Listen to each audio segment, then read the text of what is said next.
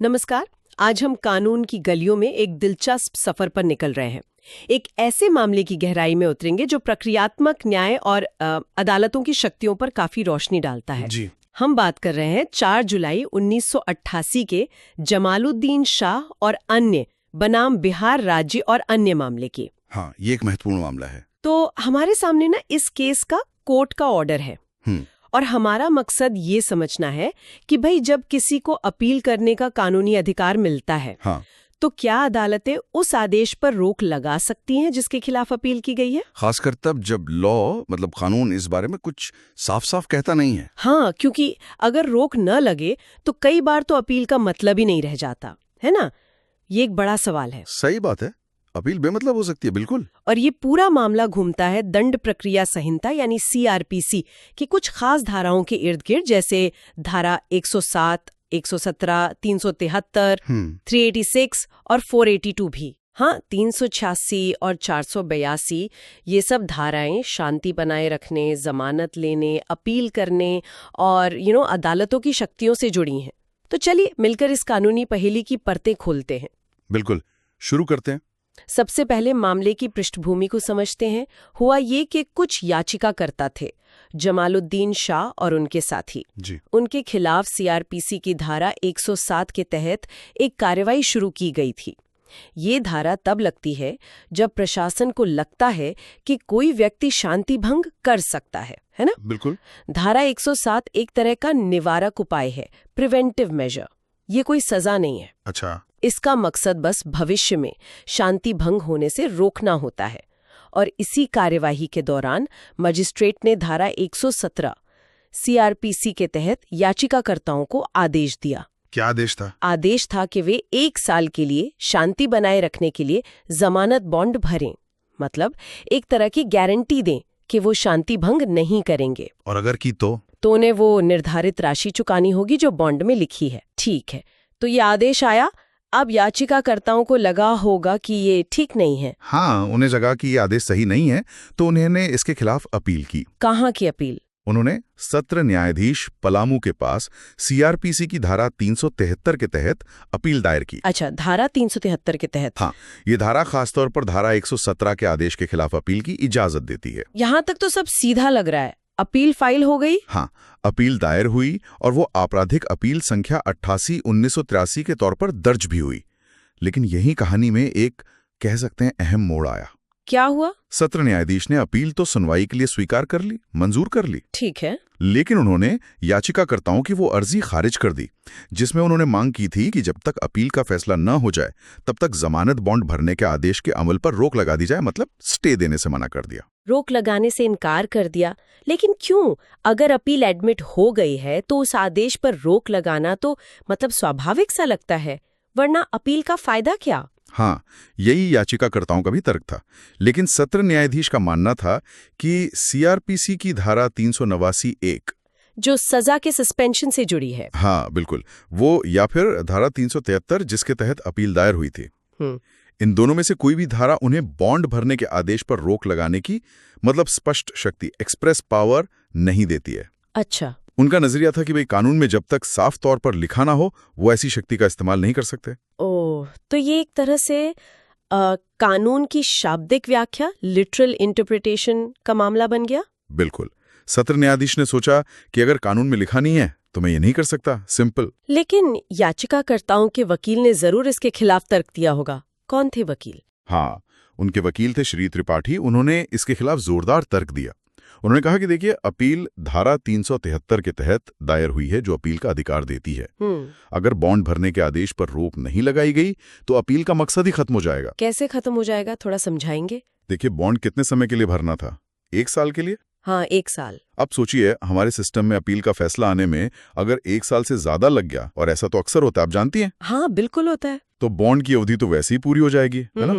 फिर अपील में चाहे याचिकाकर्ता जीत भी जाएं, मान लीजिए कि अपील उनके पक्ष में जाती है, तो भी उन्हें कोई वास्तविक राहत, कोई रियल रिलीफ तो मिलेगी नहीं। सही बात है। उनकी अपील प्रैक्टिकली निरर्थक, मतलब इनफ्रक्चुअस हो जाएगी। क्या फायदा ऐसी जीत का जिसका कोई असर ही ना हो। हाँ, ये तो बहुत वाजिब बात है। मतलब अगर अपील का अधिकार दिया है तो उसे प्रभावी भी तो बनाना होगा, सिर्फ नाम का अधिकार थोड़ी होगा। तो फिर श्री त्रिपाठी का मुख्य तर्क क्या था फिर? उनका मूल तर्क यही था कि जब कानून किसी को अपील करने का अधिकार देता है तो उस अधिकार को सार्थक बनाने के लिए, उसे मीनिंगफुल बनाने के लिए जो जरूरी कदम है वो उठाने की शक्ति भी उसी कानून में निहित, मतलब इम्प्लिसिट मानी जानी चाहिए। भले ही वो साफ साफ लिखी ना हो। हाँ, भले ही वो स्पष्ट रूप से लिखी ना हो। इसे अंतर्निहित शक्ति या इम्प्लिसिट पावर का सिद्धांत कह सकते हैं। उनका कहना था कि धारा 373 में अपील की शक्ति देने का मतलब ही है कि अपीलीय अदालत जरूरत पड़ने पर परिणामी राहत, कॉन्सिक्वेंशियल रिलीफ, जैसे कि इस मामले में रोक लगाना, बिल्कुल, जैसे इस मामले में स्टे देना, वो दे सकती है।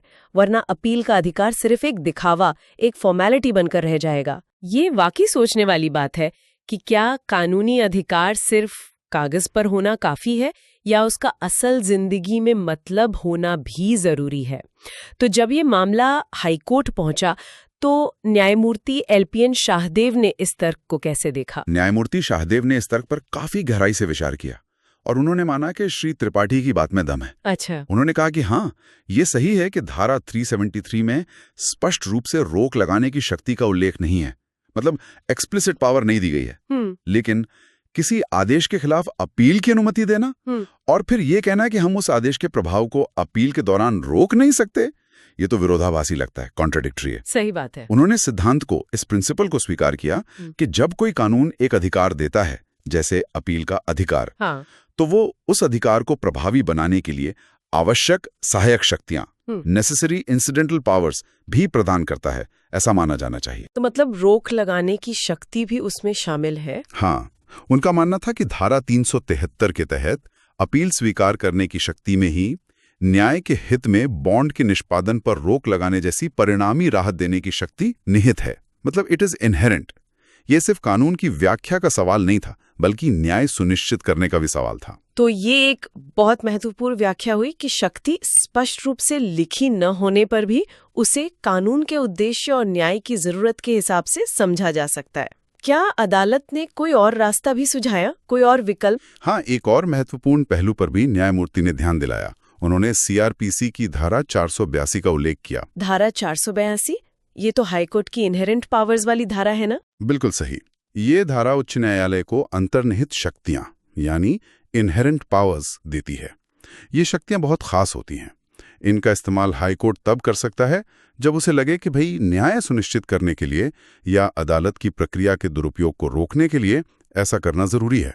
तो इसका मतलब ये हुआ कि अगर निचली अदालत, जैसे इस केस में सत्र न्यायाधीश, किसी वजह से रोक नहीं लगा पा रही थी तो हाईकोर्ट अपनी इन विशेष शक्तियों का इस्तेमाल करके रोक लगा सकता था। बिल्कुल।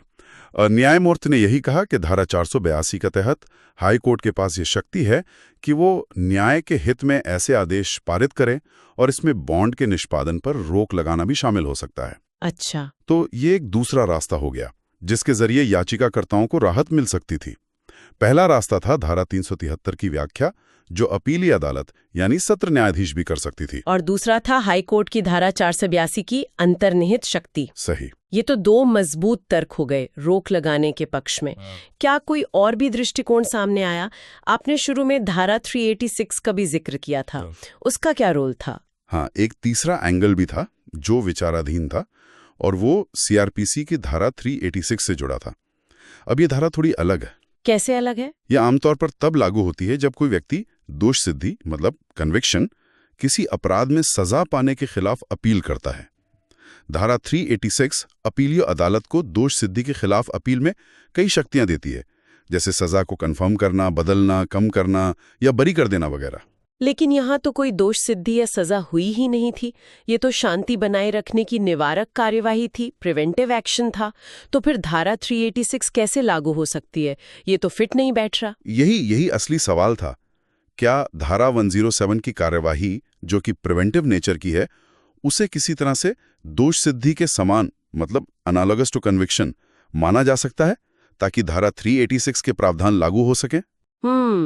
ये तो बड़ा सवाल है। यहाँ अदालत ने एक पुराने मामले का हवाला दिया। 1970 का एक केस था। उस मामले में इसी हाई कोर्ट की एक डिवीजन बेंच ने यह माना था कि धारा 7(107) सीआरपीसी की कार्यवाही में, हाँ, जिस व्यक्ति के खिलाफ कार्रवाई शुरू की गई है उसे कम से कम सीआरपीसी की धारा 313 के प्रयोजनों के लिए अभियुक्त यानी अक्यूज्ड माना जा सकता है। धारा 313 अभियुक्त से पूछताछ से संबंधित है। अच्छा, ये दिलचस्प है। तो अगर धारा 107 की कार्रवाई वाले व्यक्ति को कुछ सीमित अर्थों में ही सही अभियुक्त माना जा सकता है, तो इसका क्या मतलब हुआ फिर? तो तर्क ये बना कि अगर याचिकाकर्ता एक तरह से अभियुक्त की स्थिति में हैं, तो शायद दोष सिद्धि के खिलाफ अपील से संबंधित प्रावधान जैसे धारा 386 और 387 हाँ, वो उन पर भी लागू किए जा सकते हैं। शायद पूरी तरह नहीं, लेकिन कम से कम आंशिक रूप से या सादृश्य द्वारा, मतलब बाय एनालॉजी। और अगर धारा 386 लागू हो जाती है मान लीजिए, तो क्या होता?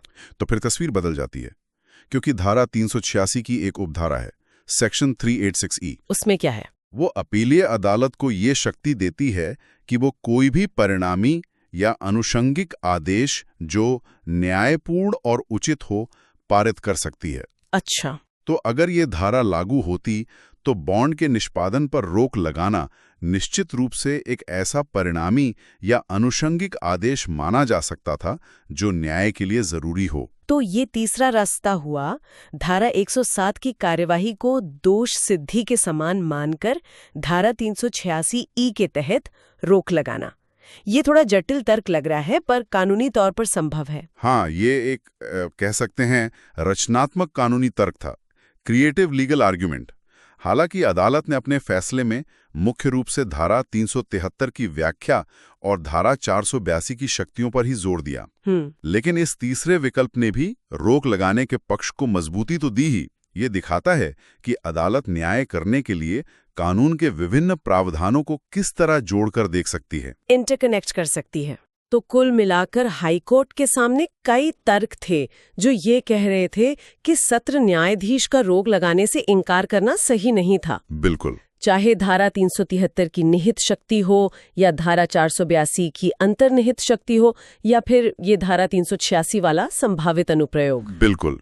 इन्हीं सब तर्कों और विश्लेषण के आधार पर हाईकोर्ट ने अंततः याचिका स्वीकार कर ली।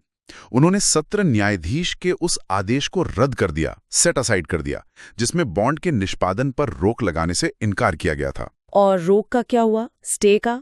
हाईकोर्ट ने मामले की सुनवाई के दौरान पहले ही एक अंतरिम रोक, मतलब इंटरिम स्टे लगा दी थी। अच्छा, सुनवाई के दौरान ही? हाँ, तो फैसले में उन्होंने निर्देश दिया कि ये अंतरिम रोक तब तक जारी रहेगी जब तक सत्र न्यायाधीश अपील का अंतिम रूप से निपटारा नहीं कर देते। तो इससे ये पक्का हो गया कि अपील निरर्थक नहीं होगी। हाँ, ये सुनिश्चित हो गया। ये तो याचिकाकर्ताओं के लिए बड़ी राहत की बात हुई होगी। और उस अपील का क्या हुआ? वो तो 1983 से चल रही थी, काफी पुराना मामला था। हाँ, काफी समय बीत चुका था।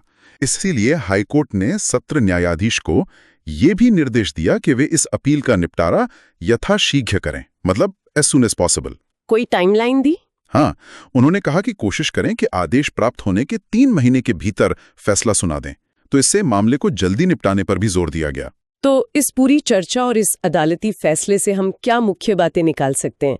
इसका सार क्या है, निचोड़ क्या है? मेरे हिसाब से देखिए, इस मामले का सबसे बड़ा सबक, सबसे बड़ी सीख ये है कि कानूनी अधिकार सिर्फ कागज पर मौजूद नहीं होने चाहिए, उनका असल में मतलब होना चाहिए। अगर किसी को अपील करने जैसा महत्वपूर्ण अधिकार दिया गया है, तो न्यायपालिका का, जुडिशरी का ये कर्तव्य बन जाता है कि वो उस अधिकार को असल मायने दें, उसे प्रभावी बनाएं, उसे इफेक्टिव बनाएं। हाँ, इफेक्टिव बनाएं। और ऐसा करने के लिए जरूरत पड़ने पर अदालतें कानून की पंक्तियों के बीच पढ़ सकती हैं, मतलब रीड बिटवीन द लाइंस। वो निहित शक्तियों को पहचान सकती हैं और कानून की आत्मा को समझकर न्याय कर सकती हैं। यानी कानून की शाब्दिक व्याख्या से ऊपर उठकर उसके उद्देश्य को, उसकी स्पिरिट को देखना महत्वपूर्ण है। बिल्कुल। खासकर तब जब किसी प्रक्रियात्मक नियम के कारण मूल अधिकार ही खतरे में पड़ जाएं, जैसा यहां हो रहा था। एकदम सही। ये मामला दिखाता है कि धारा 373 जैसी धारा, जो सिर्फ अपील का अधिकार देती दिखती है, उसमें परिणामी राहत देने की शक्ति भी शामिल मानी जा सकती है, ताकि अपील बेमतलब न हो।